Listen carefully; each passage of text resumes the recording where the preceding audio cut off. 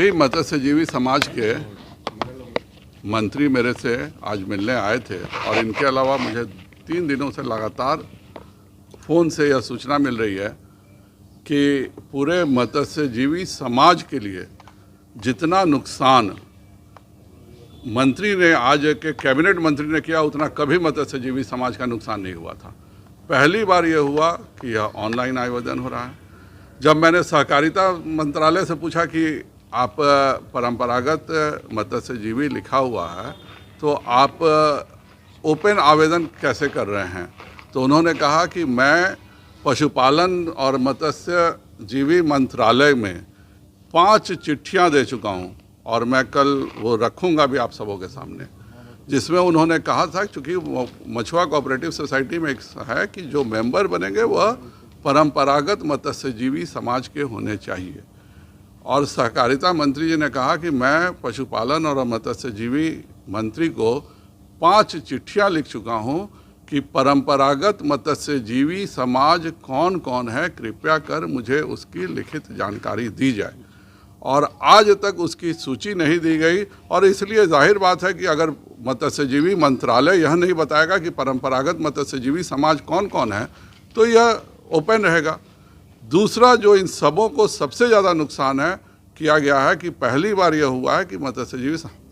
समाज की जो मछुआ सोसाइटी होती थी उसका अध्यक्ष एक मंत्री होता था और मंत्री सारे कार्यों का निष्पादन करता था। माननीय मंत्री जी ने क्या किया कि यह मत्स्यजीवी सोसाइटी का मंत्री पद को ख़त्म कर दिया, इसके बदले एक कार्यकारिणी रहेगी और उस कार्यकारिणी को चलाने का एक अफसर रहेगा इंचार्ज, अर्थात पूरी मछुआ सोसाइटी को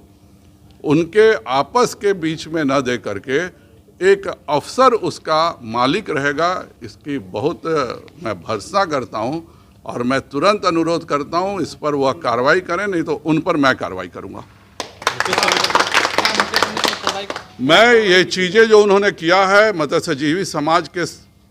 तरफ से यह बिल्कुल बर्दाश्त के लायक नहीं है। जिस प्रकार उन्होंने मत्स्यजीवी सहयोग समिति का मंत्री पद खत्म किया, जिस प्रकार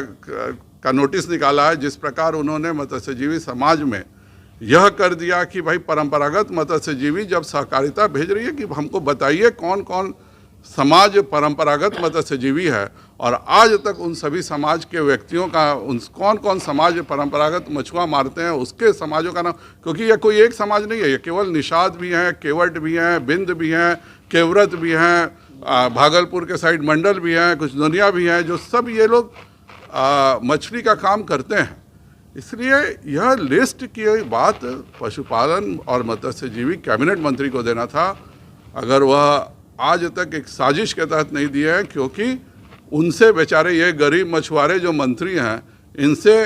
कोई भी आर्थिक लाभ उनको नहीं हो सकता और इसीलिए एक साजिश के तहत मंत्री पद समाप्त करके यह पूरे कार्यकारिणी बना करके एक अफसर को उसका मालिक बनाना कहीं ना कहीं मत्स्यजीवी समाज के प्रति बहुत बड़ी साजिश है और इस पर भारतीय जनता पार्टी संज्ञान में ले चुकी है और निश्चित तौर पर इसका निर्णय करेगी।